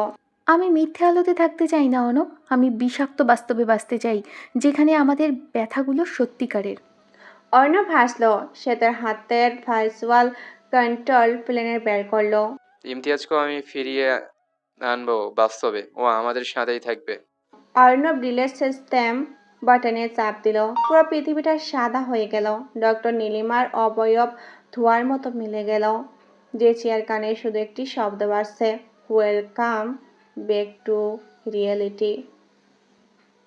এই গল্পটি সম্পূর্ণ কাল্পনিক। এটা বাস্তব জীবনের সাথে মিল নয়। হাসপাতালের সাদা করিডোর দিয়ে অর্ণব, জেসিয়া, ইমতিয়াজ হেঁটে যাচ্ছে। দীর্ঘ 19 বছরের অবসরতা কাটিয়ে তাদের পাশগুলো মাটির স্পর্শ এখনো কিছুটা টলমলে। বাইরের রোদ চোখে লাগতে জেসিয়া হাত দিয়ে চোখ ঢাকলো। ইমতিয়াজ জেসিয়ার পাশে এসে দাঁড়ালো। বাস্তবে ইমতিয়াজ একজন সাবেক আর্মি অফিসারের ছেলে, যার পেশিবহুল শরীর এখনো তার লড়াকু পরিচয় দিচ্ছে। সে নিচু স্বরে বলল, জেসিয়া, আমরা কি সত্যি বাইরে যেতে পারছি? আমার কেন যেন মনে হচ্ছে চারপাশের এই বাতাসটা খুব বেশি কৃত্রিম। অর্ণব ইমতিয়াজের দিকে তাকিয়ে ম্লান স্বরে হাসত। বেশি ভেবে ফেলছো ইমতিয়াজ, সব ঠিক আছে। আমরা আমাদের জীবনে তৃতীয় সুযোগ পেয়েছি। হাসপাতাল থেকে বের হওয়ার সময় গেটের কাছে এক বৃদ্ধা বসেছিলেন। জেসিয়াকে দেখে তিনি ফুঁপিয়ে কেঁদে উঠলেন। মা জেসিয়া, তুই ফিরে এসেছিস। জেসিয়া থমকে দাঁড়ালো। আপনি কে? বৃদ্ধা অবাক হয়ে বললেন, আমি তো দাদিমা, তুই কি আমাকে ভুলে গেলি? অর্ণব দ্রুত সামনে এগিয়ে এসে বলল, উনি কোমায় ছিলেন তো, তাই স্মৃতি এখনো পুরোপুরি ফেরেনি। আমরা ওনাকে নিয়ে যাচ্ছি। ট্যাক্সিতে ওঠার পর জেসিয়া খেয়াল করলো অর্ণবের কপালে ঘাম। অর্ণব ট্যাক্সি ড্রাইভারকে বলল, শহরের প্রধান স্টেশন নয়, আমাদের গ্রামের বাড়ির দিকে চলুন। ইমতিয়াজ হঠাৎ অর্ণবের হাত চেপে ধরল। অর্ণব, আমাদের গ্রামের বাড়ি তো উত্তর দিকে, তুমি দক্ষিণ দিকে যেতে বলছো কেন? আর ওই বৃদ্ধা মহিলা, উনি জেসিয়ার দাদি নন? আমি জেসিয়ার ফ্যামিলি হিস্ট্রি জানি। ওর দাদি মারা গেছেন 10 বছর আগে। ট্যাক্সির ভেতরে নীরবতা নেমে এলো। অর্ণব আয়নার দিকে তাকিয়ে দেখলো পিছনের 3টে কালো গাড়ি তাদের ধাওয়া করছে। আমাদের কেউ একজন অনুসরণ করছে। অর্ণব শান্ত গলায় বলল। সে তার পকেট থেকে একটা ছোট্ট ডিভাইস বের করলো, যা হাসপাতালের ল্যাব থেকে সে চুরি করে এনেছিল। জেসিয়া, ইমতিয়াজ, আমরা হাসপাতাল থেকে মুক্তি পাইনি। আমরা আসলে প্রোটেক্টর মায়া 2.0 এর অংশ হয়ে গেছি। এই হাসপাতালটা একটা ট্রানজিশন জেল। জেঠিয়া চিৎকার করে উঠল। তার মানে আমরা এখনো স্বাধীন নই? আমি কি কখনো শান্তিতে বাঁচতে পারবো না? জেঠিয়া সেই সাইকো ভাবটা আবার মাথা চাড়া দিয়ে উঠল। সে ট্যাক্সি ড্রাইভারের কলার চেপে ধরল। গাড়ি থামাও এখনই। ট্যাক্সি ড্রাইভার তার চশমাটা খুলল। দেখা গেল তার কান থেকে একটা যান্ত্রিক তার বেরিয়ে আসছে। সে হাসল। সাবজেক্ট 07, আপনার পালস রেট আবার বাড়ছে। আমাদের এক্সপেরিমেন্ট সফল হচ্ছে। ইমতিয়াজ ড্রাইভারকে সরিয়ে নিজে স্টিয়ারিং ধরল। একটা তীব্র বাঁক নিয়ে গাড়িটা রাস্তার ধারে এক পরিত্যক্ত কারখানায় গিয়ে ঢুকলো। পিছনে ধাওয়াকারীদের গাড়িগুলো হারিয়ে গেল। কারখানার ভিতরে অন্ধকার। জেসিয়া মেঝেতে বসে কাঁপছে। তার মনে হচ্ছে সে আবার সেই অন্ধকার প্রকোষ্ঠ ফিরে গেছে। সে অর্ণবকে ধাক্কা দিয়ে সরিয়ে দিল। তুমি আমাকে কেন বাঁচালে অর্ণব? আমাকে কেন মরতে দিলে না? আমি তো বিষ। আমি যার কাছে যাই তার জীবন ধ্বংস হয়ে যায়। অর্ণব জেসিয়ার সামনে হাঁটু গেড়ে বসে পড়ল। সে জেসিয়ার কাঁধে হাত দিয়ে স্থির গলায় বলল, তোমার অন্ধকার দিকটা আমি দেখেছি জেসিয়া। এখন আমি তোমাকে তোমার নিজের তৈরি করা আলোতে ফিরিয়ে নিয়ে যেতে চাই। আমি তো বিষাক্ত অর্ণব, তবে কেন বারবার আমাকে বাঁচাতে আসো? কারণ এই বিষয়ের প্রতি আমি মায়ায় পড়ে গেছি। তোমার সুস্থ করা এখন আর আমার প্রজেক্ট নয়, এটা আমার জীবন বাঁচে থাকার কারণ। ইমতিয়াজ কারখানার এক কোণে একটি পুরনো কম্পিউটারের সিস্টেম চালু করার চেষ্টা করছিল। হঠাৎ সে চিৎকার করে উঠল। জেসিয়া, এদিকে এসো। স্ক্রিনে দেখা যাচ্ছে হসপিটালের সেই 19 বছরের রেকর্ড, কিন্তু সেখানে অদ্ভুত কিছু আছে। রেকর্ডে দেখা যাচ্ছে অর্ণব আর জেসিয়া মোটেও ভাই বোন নয়, বরং অর্ণব ছিল সেই লেভের একজন জুনিয়র সাইকোলজিস্ট, যে জেসিয়ার কেসটা হ্যান্ডেল করেছিল এবং এক পর্যায়ে জেসিয়ার প্রেমে পড়ে নিজেই সেই সিমুলেশনে ঢুকে গিয়েছিল তাকে বাঁচানোর জন্য। অর্ণব আসলে কোনো রোগী ছিল না, সে ছিল একজন অনুপ্রবেশকারী। হঠাৎ কারখানার বাইরে হেলিকপ্টারের শব্দ শোনা গেল। ডক্টর নীলিমা, যিনি বাস্তবে এই প্রজেক্টের হেড, লাউড স্পিকারে বললেন, অর্ণব, তুমি আমাদের সিস্টেমের নিয়ম ভেঙেছ। তুমি রোগীর সাথে প্রেমে পড়েছ। তোমাকে আর জেসিয়াকে আলাদা করতেই হবে। ইমতিয়াজ তার জ্যাকেট থেকে একটি গ্রেনেড বের করলো, যা টেস্ট থেকে পেয়েছিল। সে অর্ণবের দিকে তাকিয়ে বলল, ডাক্তার, তুমি জেসিয়াকে নিয়ে পালাও। আমার কোডিং হোক আর বাস্তব হোক, আমি জেসিয়াকে হারাতে দেব না। অর্ণব জেসিয়ার হাত ধরল। চলো জেসিয়া, এবার আমরা কোনো সিমুলেশনে নয়, এই নিষ্ঠুর পৃথিবীতে নিজেদের জায়গা করে নেব। শহরের সবচেয়ে বড় স্টুডিওর সামনে দাঁড়িয়ে আছে জেসিয়া। দীর্ঘদিনের সেই মানসিক অন্ধকার আর প্রজেক্ট মায়া স্মৃতি সে পেছনে ফেলে এসেছে। আজ তার অডিশন, পরনে সাদা শাড়ি, চোখে কাজল। তাকে দেখে বোঝার উপায় নেই যে এই স্নিগ্ধ চেহারা আড়ালে এক সময় এক ভয়ঙ্কর সাইকো সত্তা বাস করত। তার পেছনে দাঁড়িয়ে আছে ইমতিয়াজ, তার পরনে ব্ল্যাক স্যুট, কানে ব্লুটুথ হেডসেট। সে এখন জেসিয়ার পার্সোনাল অ্যাসিস্ট্যান্ট এবং বডিগার্ড। নার্ভাস লাগছে? ইমতিয়াজ নিচু স্বরে জিজ্ঞাসা করলো। জেসিয়া একটু হাসলো। নার্ভাসনেস তো মানুষের থাকে ইমতিয়াজ। আমি কি এখনো পুরোপুরি মানুষ হতে পেরেছি? ইমতিয়াজ জেসিয়ার ব্যাগটা ঠিক করতে তুমি যা করতে বলল। তুমি যা তার চেয়েও ভালো অভিনয়ে কাজ করবে, কারণ অভিনয় তো তুমি জন্ম থেকেই করছো। অর্ণবের চেম্বার ও গোপন পর্যবেক্ষণ। শহরের নামী হসপিটালের লাক্সারি চেম্বারে বসে ল্যাপটপের স্ক্রিনে স্টুডিও সিসিটিভি ফুটেজ দেখছেন অর্ণব। সে এখন জেসিয়ার প্রধান ডক্টর এবং মেন্টর। অর্ণব জানে জেসিয়াকে স্বাভাবিক জীবনে রাখাটা একটা অগ্নিগিরির উপর বসে থাকার মতো। সামান্য ট্রিগারে তার পুরনো স্বভাব ফিরে আসতে পারে।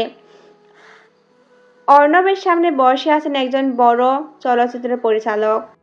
ডক্টর অর্ণব, আপনি কি নিশ্চিন্ত এই মেয়েটি আমার মুভির লিড রোলের জন্য উপযুক্ত? পরিচালক জিজ্ঞাসা করলেন। অর্ণব কলমটা টেবিলে ঢুকতে ঢুকতে বললেন। সে শুধু উপযুক্ত নয়, এই চরিত্রের জন্য সে জন্ম নিয়েছে। চরিত্রের নাম এক্স, যে বাইরে শান্ত কিন্তু ভিতরে আগ্নেয়গিরি, ঠিক যেমনটা আপনি চেয়েছিলেন। অর্ণব কলমটা টেবিলে ঠুকতে ঠুকতে বললেন। অর্ণব মনে মনে হাসল। সে নিজের পর্দার আড়াল থেকে জেসিয়ার জন্য এই সুযোগটা তৈরি করেছিল। সে দেখতে চায় জেসিয়া তার আবেগগুলোকে পর্দার অভিনয়ে রূপান্তরণ করতে পারে কিনা। অডিশন রুমে জেসিয়া একটি দৃশ্য দেওয়া হলো, যেখানে থাকে তার প্রেমিককে খুন করার পর কান্নার অভিনয় করতে হবে। জেসিয়া ক্যামেরার সামনে দাঁড়ালো। মুহূর্তে তার চোখের মনি বদলে গেল, যেন বাস্তবে ফিরে গেল সেই পুরনো দিনে। তার চোখে জল, তার গলার স্বর এতটা ভয়ঙ্করভাবে সত্য মনে হচ্ছিল যে বিচার করার শিওরে উঠলেন। ইমতিয়াজ দরজার আড়ালে দাঁড়িয়ে ঘামতে শুরু করলো। সে জানে যে সে অভিনয় করছে না, সে তার স্মৃতিচারণ করছে। পারফরমেন্স শেষ হতেই পুরো রুমে পিনপথা নীরবতা। পরিচালক উঠে দাঁড়িয়ে হাততালি দিলেন। ব্রাভো জেসিয়া, তুমি এই মুভির জন্য সিলেক্টেড। ইমতিয়াজ সতর্কতা ও অর্ণবের সাথে দণ্ড স্টুডিও থেকে ফেরার পথে ইমতিয়াজ খেয়াল করলো জেসিয়া খুব চুপচাপ। সে অর্ণবকে ফোন করলো। স্যার, জেসিয়া আবার সেই টালসে চলে যাচ্ছে। অডিশনটা খুব বেশি রিয়েল ছিল। ওপাশ থেকে শান্ত গলায় বলল। ওকে আমার চেম্বারে নিয়ে এসো, ওর ডোজ বানানো দরকার। জেসিয়াকে যখন অর্ণবের চেম্বারে আনা হলো, সে অর্ণবকে দেখে চিৎকার করে উঠল। তুমি আমাকে দিয়ে এসব কেন করাচ্ছ অর্ণব? তুমি কি চাও আমি আবার এখনই হয়ে যাই? অর্ণব উঠে গিয়ে জেসিয়ার হাত ধরলো। সে অতি পরিচিত শান্ত ভঙ্গিতে বলল। তোমার অন্ধকার দিকটা আমি দেখেছি। জেসিয়া, এখন আমি তোমাকে তোমার নিজের তৈরি করা হালতে ফিরিয়ে নিয়ে যেতে চাই। এই সিনেমাটা তোমার সেই আলো হওয়ার সুযোগ। আমি তো বিষাক্ত অর্ণব, আমি জানি। আমি ক্যামেরা আর লাইটের সামনে গিয়ে কাউকে সত্যিই শেষ করে দেব। তবে কেন বারবার আমাকে এই আগুনের মুখে ঠেলে দাও? কারণ এই বিষয়ের প্রতি আমি মায়ায় পড়ে গেছি। আমি দেখতে চাই তুমি কতটা উপরে উঠতে পারো। জেসিয়া শান্ত হয়ে চেম্বার থেকে বেরিয়ে গেল। ইমতিয়াজ অর্ণবের সামনে দাঁড়িয়ে রইল।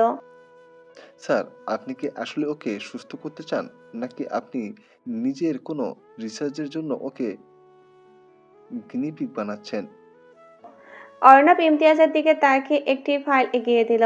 ফাইলটি দেখা যাচ্ছে মুভির সেই স্ক্রিপ্ট রাইটার আসলে কেউ নয়, স্বয়ং অর্ণব নিজেই। আর সিনেমার গল্পটি জেসিয়া সে 19 বছর আগে সেই খুনের ঘটনার কার্বন কপি। অর্ণব আসলে চাচ্ছে জেসিয়া অভিনয় ছলে জনসমক্ষে নিজের অপরাধ কবুল করুক। কিন্তু কেন? সে কি জেসিয়াকে জেলে পাঠাতে চায়? ঠিক তখনই ইমতিয়াজের ফোনে একটা মেসেজ এলো। সে মেসেজটা দেখে পাথরের মতো হয়ে গেল। মেসেজটি পাঠিয়েছে জেসিয়া নিজে। সে এখন পার্কিং লটের গাড়ির ভেতরে বসা। মেসেজে লেখা। ইমতিয়াজ, অর্ণব ভাবছে সে আমাকে কন্ট্রোল করছে। ও জানে না যে সিনেমার আসল ক্লাইম্যাক্সটা আমি আগেই বদলে দিয়েছি। সিনেমার শেষ দৃশ্যের নায়ক মারা যাবে না, মারা যাবে ডাক্তার। তুমি কি আমার সাথে আছো? সিনেমার শুটিং শুরু হয়েছে। মুভির নাম দেওয়া হয়েছে দ্য মাস্ক। সিটের চারিদিকে বিশাল সব লাইট আর ক্রেন। জেসিয়া তার মেকআপ ফেন্টিতে বসে আছে। আয়নায় নিজের প্রতিচ্ছবির দিকে তাকিয়ে সে নিজের ঠোঁটে গাঢ় লাল লিপস্টিক ঘষছে। আজ তার প্রথম শট। ইমতিয়াজ ফ্যানটির বাইরে দাঁড়িয়ে আছে। তার কানে সবসময় অর্ণবের দেওয়া একটি গোপন ইয়ারপিস থাকে, যার মাধ্যমে অর্ণব জেসিয়ার হার্টবিট এবং শ্বাস প্রশ্বাসের গতিবিধি মনিটর করেন। ইমতিয়াজ ভিতরে ঢুকে বলল, শর্ট রেডি জেসিয়া, ডিরেক্টর ডাকছেন। জেসিয়া আয়না থেকে চোখ না সরিয়ে বলল, ইমতিয়াজ, ইমতিয়াজ, মানুষ যখন অভিনয় করে তখন সে মিথ্যে বলে, কিন্তু আমি যখন অভিনয় করি তখন আমি সবচেয়ে বেশি সত্যি বলি। অর্ণব কি জানে আজ আমি কোন সত্যটা বলতে যাচ্ছি? শুটিং ফ্লোরে জেসিয়ার বিপরীতে যে অভিনেতা কাজ করছেন তার নাম রোহান। দৃশ্যটি হলো জেসিয়া রোহানের কফিতে বিষ মিশিয়ে দেবে এবং তারপর তার মৃত্যু দৃশ্যটি এক মনে দেখবে। ক্যামেরা চালু হলো। Rolling, action. জেসিয়া খুব স্বাভাবিকভাবে কপিটা রোহানের দিকে এগিয়ে দিল। রোহান কপিতে চুমুক দিতেই হঠাৎ করে তার কাশি শুরু হলো। সে দীর্ঘশ্বাসে নীল হয়ে মাটিতে পড়ে গেল। সেটে সবাই ভাবলো এটা অসাধারণ অভিনয়, কিন্তু ইমতিয়াজ লক্ষ্য করলো রোহান ঠোঁট সত্যি সত্যি নীল হয়ে যাচ্ছে। ইমতিয়াজ চিৎকার করে উঠল। কাট, স্টপ শুটিং। সে দৌড়ে গিয়ে রোহানকে ধরল। রোহান অচেতন। জেসিয়া তখনও চেয়ারে বসে আছে। তার মুখে এক অদ্ভুত প্রশান্তি। সে যেন এই দৃশ্যটি 1000 বার আগে দেখেছিল। অর্ণব সেটে এসে পৌঁছেছেন ঠিক সেই মুহূর্তে। তিনি ডক্টর হিসাবে দ্রুত রোহানকে চেক করলেন এবং একটি ইনজেকশন দিলেন। রোহানের অবস্থা স্থিতিশীল হলো। সবাই ভাবলো এই দুর্ঘটনাবশত কোনো অ্যালার্জি, কিন্তু অর্ণব জানেন এটা কি ছিল। তিনি জেসিয়াকে ট্রেনে ফ্যানটির ভিতরে নিয়ে গেলেন। তুমি কি পাগল হয়ে গেছো জেসিয়া? তুমি কি সত্যি কফিতে কিছু মিশিয়েছিলে? অর্ণবের গলা এবার মায়া নয়, বরং কঠিন শাসন। জেসিয়া হাসল। আমি তো শুধু স্ক্রিপ্ট ফলো করেছিলাম অর্ণব। তুমিই তো চেয়েছিলে আমি যেন বাস্তবের মতো অভিনয় করি। তুমি কেন ভয় পাচ্ছ? তুমিই তো আমাকে এই আগুনের মুখে ঠেলে দিয়েছিলে। অর্ণব জেসিয়ার চোখের দিকে তাকিয়ে শিউরে উঠলেন। তিনি দেখলেন জেসিয়ার ভেতরে সেই সাইকো সত্তাটি আর ঘুমিয়ে নেই। সে জেগে উঠেছে এবং সে এখন অভিনয়ের আড়ালে নিজের অপরাধগুলোর পুনরাবৃত্তি করতে শুরু করেছে। শুটিং শেষে ইমতিয়াজ যখন স্টুডিওর স্টোর রুমের পানির বোতল নিতে গেল, সে দেখল সেখানে কেউ একজন উৎপেতে বসে আছে। লোকটা কালো হুডি পরা। ইমতিয়াজ তাকে চাপড়ে ধরল। ধস্তাধস্তির পর লোকটি হুডি খুলে গেল। ইমতিয়াজ অবাক হয়ে দেখল লোকটি আসলে সেই সিনেমার প্রফ মাস্টার, কিন্তু তার কাছে আসল বিষের শিশি পাওয়া গেছে। ইমতিয়াজ গর্জে উঠল। তুই এটা জেসিয়ার হাতে দিয়েছিস কেন? লোকটা কাঁপতে কাঁপতে বলল, আমি দেইনি। আমাকে ডক্টর অর্ণব বলেছিলেন এই শিশিটা জেসিয়ার ব্যাগে রেখে দিতে। তিনি চেয়েছিলেন দেখতে জেসিয়া এটা ব্যবহার করে কিনা। ইমতিয়াজ বিশ্বাস করতে পারল না অর্ণব নিজে জেসিয়াকে প্রীত করেছেন অপরাধ করার জন্য। সে দ্রুত অর্ণবের কাছে যেতে চাইল, কিন্তু পথে জেসিয়া তাকে থামিয়ে দিল। জেসিয়া ইমতিয়াজের কানে ফিসফিস করে বলল, ইমতিয়াজ, অর্ণব ভাবছে সে আমাকে টেস্ট করছে, কিন্তু সে জানে না আমি আগেই শিশিটা বদলে দিয়েছিলাম। রোহানের কফিতে যা ছিল তা বিষ নয়, বরং সাধারণ চিনি। রোহান যে অজ্ঞান হয়েছে সেটা আমার করা কোনো ওষুধে নয়, বরং অর্ণবের দেওয়া সেই ইনজেকশনে। অর্ণব আসলে চাচ্ছেন রোহানকে শেষ করে দিয়ে জেসিয়াকে খুনের দায়ে ফাঁসাতে, যাতে জেসিয়া চিরকাল তার আশ্রয়ে বা মেন্টাল হাসপাতালে বন্দি থাকে। কিন্তু জেসিয়া এক কদম এগিয়ে অর্ণবের চাল ধরে ফেলেছে। পর্বের শেষে দেখা যায় অর্ণব তার চেম্বারে বসে সিসিটিভি ফুটেজ দেখছেন। তিনি দেখলেন জেসিয়া ক্যামেরার দিকে তাকিয়ে হাসছে এবং হাত দিয়ে একটি এক চিহ্ন তৈরি করছে। অর্ণব বুঝতে পারলেন জেসিয়া তার আর নিয়ন্ত্রণে নেই। সে এখন নিজের খেলা নিজেই খেলতে শুরু করেছে। ঠিক তখনই ইমতিয়াজ অর্ণবের রুমে ঢুকলো। তার হাতে সেই বিশেষ শিশিটা। ইমতিয়াজ বলল, স্যার, জেসিয়াকে বাঁচানো আপনার উদ্দেশ্য ছিল না। আপনি আসলে ওকে একটা জ্যান্ত মরণাস্ত্রে পরিণত করতে চেয়েছিলেন। আজ থেকে আমি আর আপনার অ্যাসিস্ট্যান্ট নই, আমি জেসিয়ার সাথী। শুটিং সেটের উত্তেজনা এখনো কমেনি। রোহানকে হসপিটালে পাঠানোর পর পুরো দ্য মার্ক সিনেমার টিম এখন নতুন সংকটে। অর্ণব আর ইমতিয়াজের মধ্যকার স্নায়ুযুক্ত যখন চরমে, ঠিক তখনই মুভি সেটে পা রাখলেন দেশের বর্তমান সময়ের হার্ট শেপ এবং সুপারস্টার ফাহিম। ফাহিম শুধু একজন অভিনেতাই নন, তিনি এক রহস্যময় ব্যক্তি। গত কয়েক সপ্তাহ ধরে মিডিয়াতে তাকে নিয়ে তোলপাড় চলছে, কারণ তার দীর্ঘদিনের প্রেমিকা এবং ফেমাস অভিনেত্রী তানজিয়ার সাথে তার বিচ্ছেদ হয়েছে। তানজিয়া বর্তমানে ফাহিমের প্রতিপক্ষ এক প্রযোজকের সাথে জড়িয়ে গেছে, যা ফাহিমকে মানসিকভাবে ভেঙে চুরমার করে দিয়েছে। ফাহিম যখন ছেড়ে ঢুকলেন তার চোখে ছিল বিষাদ আর ক্লান্তি। সাংবাদিকরা তাকে ঘিরে ধরছে তানজিয়ার ব্যাপারে প্রশ্ন করার জন্য। ফাহিম বিরক্ত আর যন্ত্রণার মাথা নিচু করে যাচ্ছিলেন। ঠিক তখনই ভিড় ঠেলে সামনে এগিয়ে গেল জেসিয়া। জেসিয়া অন্তত কমল ভঙ্গিতে ফাহিমের কাঁধে হাত রাখলো। ক্যামেরার ফ্ল্যাশ লাইট জ্বলে উঠল। আপনারা কি দেখছেন না যে উনি কথা বলার মতো অবস্থায় নেই? দয়া করে ওনাকে স্পেস দিন। জেসিয়া খুব দরদ মাখা গলায় বলল। ফাহিম অবাক হয়ে জেসিয়ার দিকে তাকালেন। এই ভিড়ের মাঝে কেউ একজন তার জন্য কথা বলছে, এটা তার বিশ্বস্ত মনে এক পশলা বৃষ্টির মতো লাগলো। জেসিয়া ফাহিমকে ভিড় থেকে বের করে মেকআপ ভ্যানটিতে নিয়ে গেল। পেছন থেকে ইমতিয়াজ সব লক্ষ্য করেছিল। সে জানে জেসিয়ার এই মায়া আসলে এক ভয়ঙ্কর ফাঁদ। জেসিয়া এখন চায় ফাহিমের জনপ্রিয়তাকে ব্যবহার করে নিজেকে সুপারস্টার বানাতে। ভ্যানটির ভিতরে ফাহিম সোফায় বসে কপালে হাত দিয়ে আছেন। জেসিয়া এক গ্লাস পানি এগিয়ে দিল। আপনার খুব কষ্ট হচ্ছে তাই না? জেসিয়া খুব নরম স্বরে পড়ল। ফাহিম দীর্ঘশ্বাস ফেলে পড়ল। তানজিয়া আমার সাথে এমনটা করবে আমি ভাবিনি। 5 বছরের সম্পর্কটা ও এক নিমিষে ধুলোয় মিশিয়ে দিল। জেসিয়া ফাহিমের হাতটা নিজের হাতের ভিতরে নিল। কেউ চলে যাওয়া মানেই পৃথিবী শেষ হয়ে যাওয়া নয় ফাহিম। আপনি একা নন, আজ থেকে আমি আপনার পাশে আছি। ফাহিম জেসিয়ার নিষ্পাপ চোখের দিকে তাকিয়ে এক ধরনের শান্তি অনুভব করলেন। তিনি জানতেন না এই চোখের পেছনে লুকিয়ে আছে এক ভয়ঙ্কর সাইকো মস্তিষ্ক। জেসিয়া মনে মনে হাসলো। সে জানে আগামীকালকে সংবাদপত্রে হেডলাইন হবে। ফাহিমের কঠিন সময় পাশে দাঁড়ালেন নতুন মুখ, জেসিয়া। অর্ণব তার চেম্বারে বসে টেলিভিশনের দৃশ্য দেখছিলেন। তার কলমটা হাতের চাপে ভেঙে গেল। তিনি বুঝতে পারছেন না জেসিয়া এখন তার নিয়ন্ত্রণের বাইরে চলে যাচ্ছে। জেসিয়া এখন আর শুধু একজন রোগী নয়, সে একজন মাস্টার মাইন্ড হয়ে উঠেছে। ইমতিয়াজ অর্ণবের রুমে ঢুকে বলল, স্যার, জেসিয়া ফাহিমকে নিজের চালে আটকাচ্ছে। ফাহিম তো ছেলেটা সহজ সরল, ও জেসিয়ার আসল রূপ জানলে পাগল হয়ে যাবে।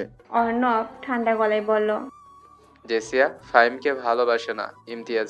সে ফাহিমের ফ্যান বেস আর ফোম ব্যবহার করেছে। আমাদের কিছু একটা করতে হবে, ফাহিমকে সরাতে হবে, নয়তো জেসিয়াকে।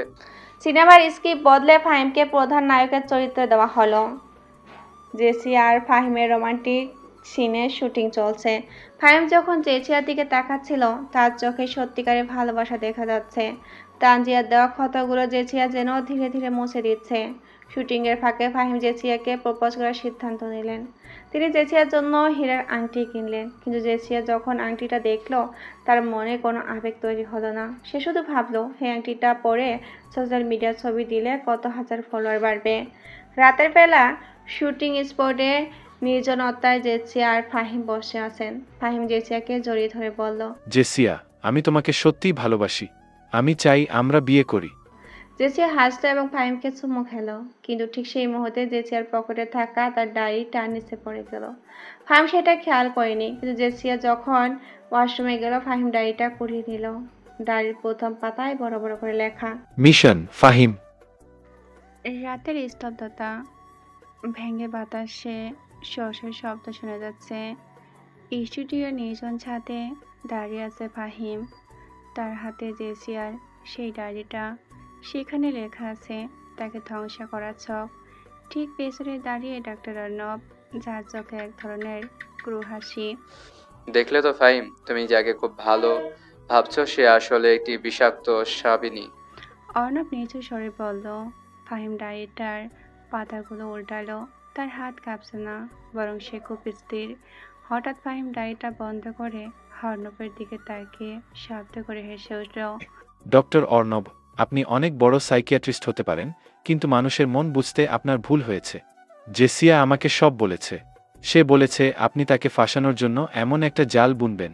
এই ডায়েরিটা জেসিয়ার হাতের লেখাই নয়, এটা আপনি তাকে ম্যানিপুলেট করার জন্য তৈরি করেছেন। অর্ণব স্তব্ধ হয়ে গেল। তুমি কি পাগল হয়ে গেছো ফাহিম? আমি তোমাকে প্রাণ দিচ্ছি, আর তুমি? আর আমি আমার ভালোবাসা আর বিশ্বাসকে প্রাধান্য দিচ্ছি। ফাহিম ডায়েরিটা অর্ণবের পায়ের কাছে ছুঁড়ে ফেলল। জেসিয়াকে আমি বিশ্বাস করি। সে তার অতীত আমাকে জানিয়েছে। সে বলেছে আপনি তাকে সুস্থ করার নামে তার জীবন নিয়ন্ত্রণ করতে চান। আজ থেকে আপনি আমাদের ধারে কাছেও আসবেন না। ফাহিম গটগট করে হেঁটে চলে গেল। অর্ণব অন্ধকারের মধ্যে দাঁড়িয়ে একা চলতে লাগলো। সে বুঝতে পারলো জেসিয়া ফাহিমের উপর এমন কোনো মায়াজাল বিছিয়েছে যে ফাহিম এখন মৃত্যুকেও হালিকন করতে রাজি। পরের দিন সকালে সমুদ্র সৈকতে শুটিং। ফাহিম আর জেসিয়া খুব সুন্দর সময় কাটাচ্ছে। ফাহিম জেসিয়ার জন্য বিশেষ একটা ব্রেকফাস্টিং সারপ্রাইজ আয়োজন করেছে। জেসিয়াকে দেখে মনে হচ্ছে পৃথিবীর সবচেয়ে সুখী নারী। সে ফাহিমের কাঁধে মাথা রেখে দিগন্তের দিকে তাকিয়ে আছে। ফাহিম, তুমি অর্ণবের কথা বিশ্বাস করোনি তো? জেসিয়া খুব শান্ত গলায় জিজ্ঞাসা করলো। ফাহিম জেসিয়ার কপালে একটা চুমু খেয়ে বলল, কখনো না জেসিয়া, তোমার চোখ বলে দিচ্ছে তুমি আমায় কতটা ভালোবাসো। ওই ডায়েরি বা অর্ণবের ষড়যন্ত্র আমাদের আলাদা করতে পারবে না। জেসিয়া মনে মনে হাসত। আসলে ওই ডায়েরিটা জেসিয়া লিখেছিল এবং জানতো অর্ণব ওটা ফাহিমকে দেখাবে। তাই সে আগে ফাহিমকে ইমোশনালি ব্ল্যাকমেল করে রেখেছে। সে ফাহিমের কানের কাছে গিয়ে ফিসফিস করে বলল, ফাহিম, আমি তোমার জন্য অনেক বড় একটা সারপ্রাইজ রেডি করছি। খুব শিগগিরই আমরা একসাথে অনেক দূরে চলে যাব। ইমতিয়াজ দূর থেকে তাদের দেখছিল।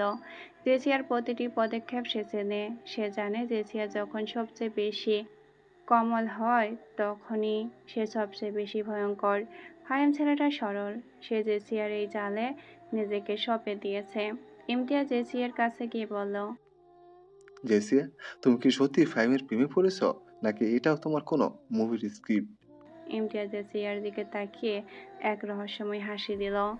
ইমতিয়াজ, ফাহিম আমার কেরিয়ারের সবচেয়ে বড় সিঁড়ি। সিঁড়িকে তো যত্ন করতেই হয় যতক্ষণ না ছাদে পৌঁছানো যায়, তাই না? শুটিং স্পটে হঠাৎ একটি লাল রঙের স্পাইড কার এসে দাঁড়ালো। গাড়ি থেকে নামলেন ফাহিমের এক্স গার্লফ্রেন্ড তানজিয়া। তিনি সোজা জেসিয়ার সামনে এসে দাঁড়ালেন। অভিনন্দন জেসিয়া, ফাহিমকে তো বেশ ভালোই কবজা করেছো। তানজিয়া স্লসের সাথে বললেন। ফাহিম রেগে গিয়ে বলল, তানজিয়া, তুমি এখানে কেন? আমাদের সব শেষ হয়ে গেছে। তানজিয়া হাসলো।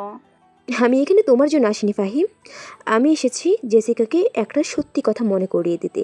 জেসিয়া, তুমি কি জানো তোমার বাবা আসলে কিভাবে মারা গিয়েছিলেন? অর্ণব তোমাকে যা বলেছে সেটা কি সত্যি? জেসিয়ার চোখের মনি ছোট হয়ে এলো। তার ভেতরে সেই সাইকো ভাবটা এক মুহূর্তের জন্য ছিরিক দিয়ে উঠল। তানজিয়া জেসিয়ার কানে গিয়ে বলল, অর্ণব তোমাকে বাঁচাচ্ছে না জেসিয়া, সে তোমাকে আসল অপরাধী থেকে আড়াল করছে, আর সেই অপরাধী এই মুহূর্তে তোমার খুব কাছে আছে। গল্পের মোড় ঘুরে গেল। অর্ণব বুঝতে পারলো একা জেসিয়াকে সামলানো সম্ভব নয়। সে জেসিয়াকে ডাকলো। ইমতিয়াজ, তুমি কি দেখতে পাচ্ছ না জেসিয়া কি করছে? ফাহিম যদি মরে যায় বা ধ্বংস হয় তার দায় তোমার উপরও পড়বে। তানজি কিছু একটা জানে যেটা আমরা জানি না। ইমতিয়াজ অর্ণবের দিকে তাকিয়ে বলল, আমি জেসিকে ভালোবাসি, কিন্তু তার এই ধ্বংসাত্মক রূপ আমাকেও ভয় দেখাচ্ছে। ফাহিমকে বাঁচানো দরকার। রাতের বেলা জেসিয়া আর ফাহিম এক বিলাসবহুল ডিনারে বসেছে। ফাহিম খুব আনন্দিত। জেসিয়া ফাহিমের জন্য একটা ড্রিঙ্ক তৈরি করলো। এটা আমাদের নতুন শুরু ফাহিম, চিয়ার্স। জেসিয়া গ্লাসটা এগিয়ে দিল। ফাহিম এক চুমুকে ড্রিঙ্কটা শেষ করলো। কিন্তু কিছুক্ষণ পরেই তার মাথা ঘুরতে শুরু করলো। সে অস্পষ্ট স্বরে বলল, জেসিয়া, আমার কেমন যেন লাগছে। ড্রিঙ্কটায় কি কিছু ছিল? জেসিয়া সোফায় হেলান দিয়ে বসে তার ফোনের ক্যামেরাটা অন করলো। তার মুখে এখন আর সেই কমলতা নেই। সেই ঠান্ডা গলায় বলল, ফাহিম, ডায়েরির লেখাগুলো মিথ্যে ছিল না। অর্ণব যা বলেছিল তাই সত্যি। আমি তোমাকে ভালোবাসি না, আমি তোমার স্টারডমকে ভালোবাসি। আজ থেকে তোমার সব প্রপার্টি আর ফেম আমার নামে ট্রান্সফার হবে। ফাহিম কাঁদতে কাঁদতে বলল, আমি তোমাকে বিশ্বাস করেছিলাম জেসিয়া। ঠিক তখনই ফাহিম উঠে দাঁড়ালো। তার চোখে কোনো ভয় নেই। সে মুচকে হাসল। জেসিয়া, আমিও জানতাম তুমি এটা করবে। ড্রিঙ্কটা আমি বদলে দিয়েছিলাম। আর তানজিয়া আসলে আমার জন্য কাজ করছে। আমি তোমাকে বিশ্বাস করার অভিনয় করেছি যাতে তুমি তোমার পরবর্তী চালটা দাও। জেসিয়া ঘুরে তাকালো। সেখানে দাঁড়িয়ে আছে পুলিশ এবং অর্ণব, কিন্তু অর্ণবের হাতের কোনো হাত করা নেই, বরং তার হাতে আছে জেসিয়ার সেই গোপন ডায়েরিটার আসল কপি। রেস্টুরেন্টের সেই কোমল পরিবেশে যখন পুলিশ ঢুকলো, ফাহিম আত্মবিশ্বাসের সাথে হাসত। সে ভেবেছিল জেসিয়াকে সে হাতে নাতে ধরে ফেলেছে, কিন্তু জেসিয়া যে তার চেয়েও 10 কদম এগিয়ে আছে তা সে কল্পনাও করতে পারেনি। অর্ণব যখন ডায়েরিটা পুলিশের দিকে এগিয়ে দিতে চাইল, ঠিক তখনই জেসিয়া সোফায় লুটিয়ে পড়ল। তার সারা শরীর কাঁপছে, মুখ দিয়ে ফেনা বের হচ্ছে, যা সে আগে থেকে একটি বিষের পিল খেয়ে তৈরি করেছিল। পুলিশ অফিসার গর্জে উঠলেন। কি হচ্ছে এসব? মিস্টার ফাহিম, আপনি কি এই মেয়েটিকে বিষ খাইয়েছেন? ফাহিম হকচকিয়ে গেল। জেসিয়া না, আমি শুধু ড্রিঙ্কটা বদলে দিয়েছিলাম। আধো আধো স্বরে বলতে লাগলো। বাঁচান, আমাকে বাঁচান। ফাহিম আমাকে ব্ল্যাকমেল করছে, ও আমার কেরিয়ার ধ্বংস করার হুমকি দিচ্ছে। পুলিশ যখন ফাহিমকে আটক করার চেষ্টা করছে, জেসিয়া হঠাৎ তার হাত ব্যাগ থেকে ফোন বের করলো। সে আগে থেকে একটি সিক্রেট অ্যাপ দিয়ে তার সোশ্যাল মিডিয়া পেজে লাইভ গিয়েছিল। পুরো দেশ দেখছে ফ্যাকাশে চেহারা বিধ্বস্ত জেসিয়াকে। ফাহিম এবং অর্ণব মিলে ঘিরে ধরেছে। জেসিয়া ক্যামেরার সামনে কান্নায় ভেঙে পড়ল। আপনারা দেখছেন, আমি একজন সাধারণ মেয়ে হয়ে অভিনয় করতে চেয়েছিলাম, কিন্তু সুপারস্টার ফাহিম আমাকে তার হাতের পুতুল বানাতে চায়। সে আমাকে ব্ল্যাকমেল করেছে তার পুরনো ড্রাগ কেসের তথ্য দিয়ে। আর ডক্টর অর্ণব, তিনি ফাহিমের সাথে মিলে আমাকে পাগল প্রমাণের চেষ্টা করেছে, যাতে আমি কোনো দিনও মুখ খুলতে না পারি। দয়া করে আমাকে বাঁচান। মুহূর্তের মধ্যে ভিডিওটি ভাইরাল হয়ে গেল। ফাহিমের কোটি কোটি ভক্তের বিপরীতে লাখ লাখ সাধারণ মানুষ জেসিয়ার পক্ষে রাস্তায় নামার প্রস্তুতি নিল। জেসিয়া নামটা এখন শুধু একজন অভিনেত্রী নয়, বরং শোষিত নারীর প্রতীকে পরিণত হলো। পুলিশ ফাহিমকে হাতকড়া পরালো। ফাহিম চিৎকার করে বলতে লাগলো। জেসিয়া মিথ্যা বলছে, ও সাইকো, ও খুনি। কিন্তু মানুষের চোখে ফাহিম এখন একজন স্বার্থপর সুপারস্টার। সে এক অসহায় নবাগত জীবন ধ্বংস করতে চায়। পুলিশ অফিসার অর্ণবকেও থানায় নিয়ে যাওয়ার আদেশ দিলেন জিজ্ঞাসাবাদের জন্য। জেসিয়াকে যখন অ্যাম্বুলেন্সে তোলা হচ্ছিল, সে ইমতিয়াজের দিকে এক পলক তাকালো। ইমতিয়াজ আড়ালে দাঁড়িয়ে সব দেখছিল। জেসিয়ার চোখে সে পরিচিত সাইকো ঝিলিক। সে ইমতিয়াজকে ইশারা যা বোঝালো তার অর্থ। কাজ হয়ে গেছে। থানায় যাওয়ার পথে ইমতিয়াজ ফাহিমের গাড়ির ড্যাশবোর্ড থেকে একটা মেমোরি চিপ সরিয়ে নিল। এই চিপে জেসিয়ার বিরুদ্ধে সব প্রমাণ ছিল। ইমতিয়াজ সেটা রাস্তায় ছুড়ে দিয়ে পায়ের নিচে পিষে ফেলল। ইমতিয়াজ মনে মনে হাসল। সে জানে জেসিয়া তাকে ছাড়া অসম্পূর্ণ। অর্ণব বা ফাহিম কেউ জেসিয়ার এই অন্ধকার রাজত্বের যোগ্য নয়। সে এখন জেসিয়ার একমাত্র বিশ্বাস ভাজন। হাসপাতাল থেকে ছাড়পত্র পাওয়ার পর দিন সকালে জেসিয়া বাড়ির সামনে হাজির হাজার হাজার সাংবাদিক। সে এখন দেশের সবচেয়ে আলোচিত নাম। বড় বড় প্রযোজকরা তার দরজায় লাইন দিচ্ছে। জেসিয়া তার ড্রয়িং রুমে বসে ডক্টর অর্ণবের ওয়েল আন্ডারের কাজগুলো দেখছিল। অর্ণব জামিনে মুক্তি হলেও তার ডক্টরি লাইসেন্স এখন হুমকির মুখে। জেসিয়া অর্ণবকে ফোন করলো। অর্ণব, তুমি আমাকে আলোতে ফিরিয়ে আনতে চেয়েছিলে না? দেখো, আজ আমি আলোর বন্যায় ভাসছি। ক্যামেরা, ফ্ল্যাশ লাইট, ফিল্ম সব এখন আমার পায়ে। আর তুমি তুমি এখন একজন কলঙ্কিত ডক্টর। অর্ণব ওপাশ থেকে শান্ত গলায় বলল। জেসিয়া, তুমি ভাবছো তুমি জিতে গেছো, কিন্তু মনে রেখো, মানুষ চোখে তুমি ভালো হতে পারো, কিন্তু আমার আয়নায় তুমি এখনো সে বিষাক্ত মায়া। ফাহিম কিন্তু এখনো শেষ হয়ে যায়নি। জেসিয়া ফোনটা রেখে হাসতে হাসতে যখন ফাহিমের বেডরুমে সেটা এখন দখল করে নিয়েছে গেল, যেখানে একটি পার্স দেখতে পেল। পার্সে কোনো নাম নেই। জেসিয়া পার্সটা খুলল। ভেতরে একটি পুরনো রক্তমাখা কলম এবং একটি ছোট্ট নোট। নোটে লেখা। জেসিয়া, তুমি ফাহিমকে জেলে পাঠিয়েছো ঠিকই, কিন্তু তুমি কি জানো ফাহিমের বাবাকে? ফাহিম আসলে সেই পুলিশ অফিসারের ছেলে যার হাতে 19 বছর আগে তোমার বাবার ফাইলটা ছিল। সে তোমার পিছু ছাড়েনি জেসিয়া, সে তোমাকে ধরতে এই নাটকে যোগ দিয়েছিল। জেসের হাসি উবে গেল। তার মানে ফাহিম তাকে বিশ্বাস করেনি কোনোদিনও। ফাহিমের গ্রেপ্তার হওয়াটা কি তবে কোনো বড় ফাঁদের অংশ?